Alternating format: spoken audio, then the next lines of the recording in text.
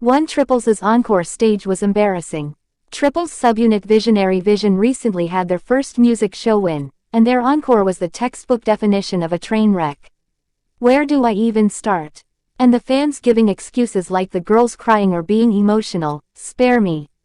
It was just flat out painful. Embarrassing is honestly putting it mildly.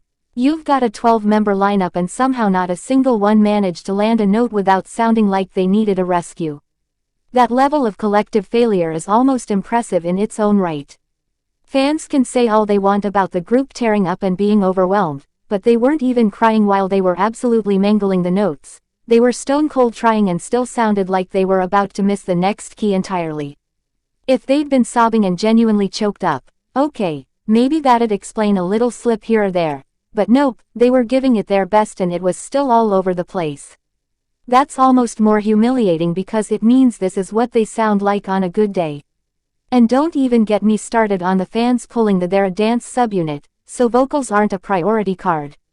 That's the lamest excuse in the K-pop playbook. This isn't a school talent show where you get points just for showing up. They released a full album, which means they're being sold as a musical act. If your response to this catastrophe is but they're dancers, then maybe someone should tell the company to drop the album and stick to dance covers. Because music is supposed to involve singing, and if the vocals are that atrocious, people are going to talk about it. You can't just shrug off off-key singing as if it's no big deal. Then there's this constant whining about people hating on them just to be negative.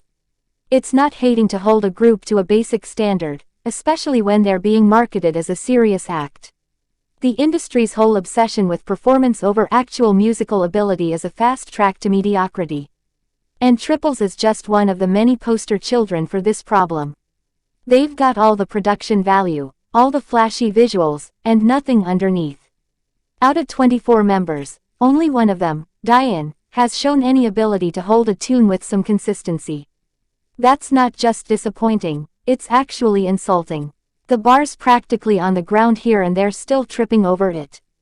The difference between hitting a note and actually knowing how to sing is massive. And they're failing both at some point. All the fancy sets and choreography won't distract from the fact that there's no solid vocal core. This encore wasn't just a mess, it was a mirror. And the reflection isn't pretty. But as long as fans keep coming up with excuses, they'll keep skating by without fixing what's broken. 2. It's pathetic how much baseless hate Illet is getting. We're really out here dragging Illet over Spotify numbers in a single comeback performance. The desperation is staggering. People can't fathom the idea of letting a group just exist without going full troll mode. aespa and NewJeans fans really need to chill, but apparently they're incapable of just letting Illet breathe. And don't even get me started on this absurd comparison to NewJeans and aespa. Different lanes, different vibes. Yet here we are, forcing some bogus rivalry to justify fan wars.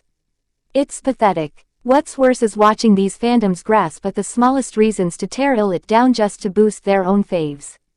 Twitter feuds, Instagram screeds, all this petty noise. Did they not realize how sad it is? No one's gaining anything except looking insecure and bitter. Their superior act isn't convincing anyone. It just screams envy. Every single time Illet even dares to get attention, the trolls come out in full force. Imagine being so bothered that you've got to crawl out from whatever dark corner you lurk in to throw shade at a group that's done nothing wrong. Not a single scandal, no drama. They're just existing. But apparently that's enough reason for people to launch an entire hate campaign. Seriously, if your life is that empty, go find a hobby. 3XG's concept teasers left me speechless. Look at this. Just wow. Seeing XG go from a basic and generic concept during mascara and tipping toes to this is insane. The artistry and creativity here are on another level, mixing surreal fantasy with a gritty, almost ethereal vibe that screams innovation in a genre often bogged down by safe choices. Let's break it down image by image, starting with Chisa and her pink dragon. It's soft yet powerful. The dragon has an almost mythical presence, like something out of an avant-garde fairy tale. Chisa's expression and outfit, which matches the dragon's tone, gives off a vibe that's both delicate and untouchable. This is the kind of fantasy that doesn't try to be too edgy. It's more about creating a dreamlike escape that still feels raw.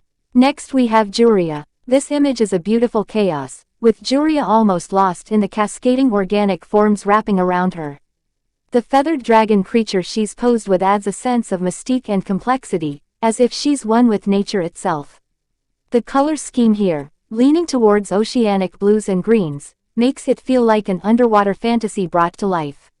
It's both elegant and darkly magical, with details that draw you in the longer you look. Next up is Maya. Here, the black and white filter gives it an old world, almost Victorian Gothic feel. Maya on a deer-like creature feels like a forest queen out of a dark fairy tale. This choice to use monochrome adds a refreshing contrast to the more colorful shots, showing that the concept isn't afraid to take risks with visual tones. There's a haunting beauty here that elevates the concept beyond typical fantasy aesthetics. Moving on to Kokona, this one is fierce and focused. The teal creature behind Kokona has an intense presence, but she holds her own.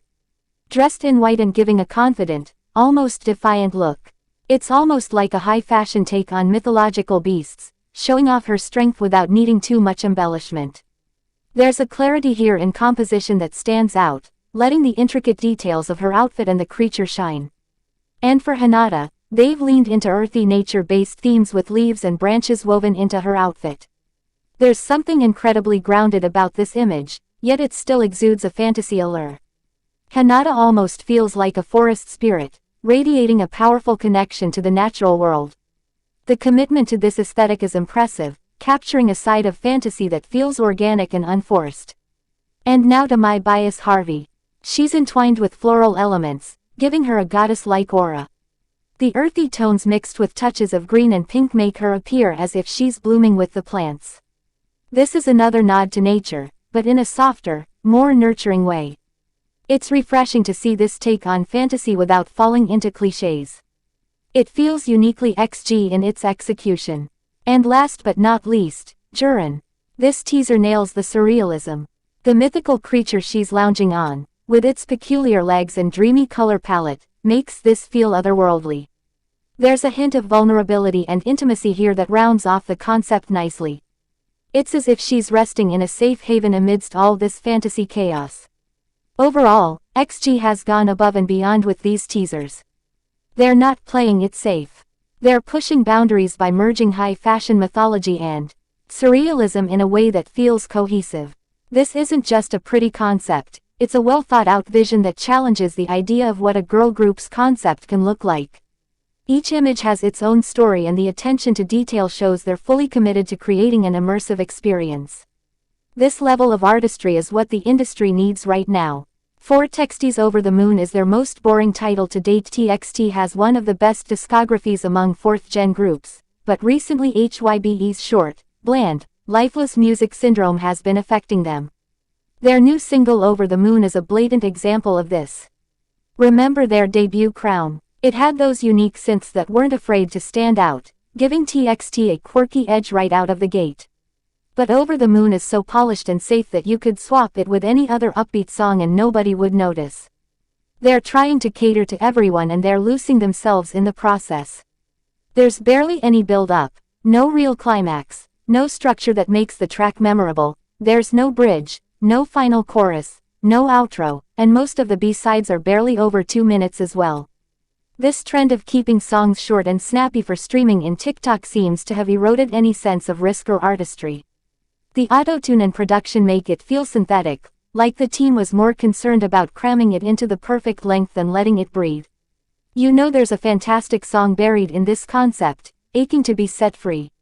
Just a bit more adventurous production, a proper bridge, a chorus that actually hits and they could have had a banger, but instead TXT was boxed in by the idea of being just enough without any push for more.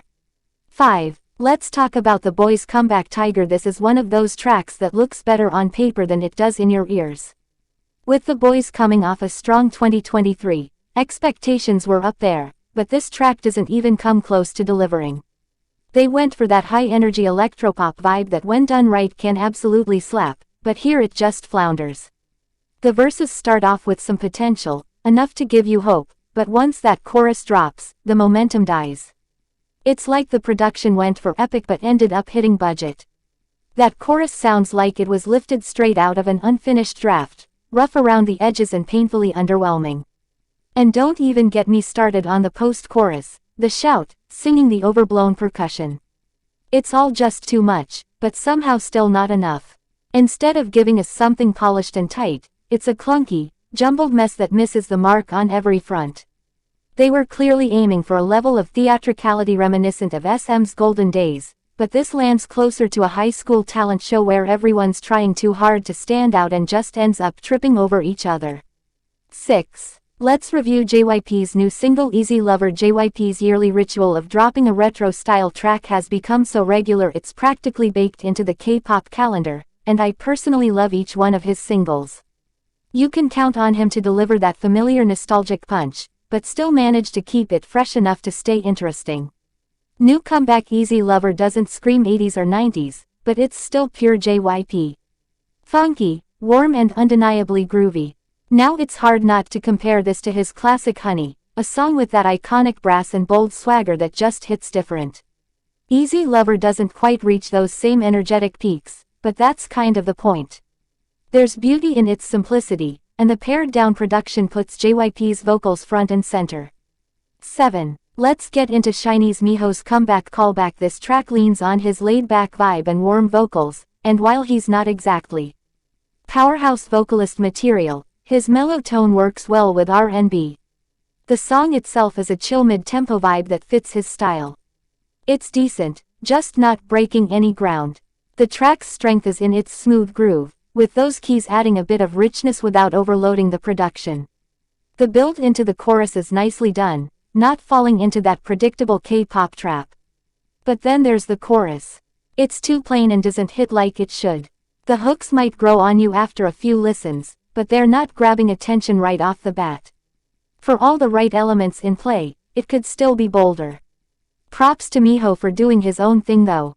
Callback isn't a standout, but it's a solid listen that gets better over time.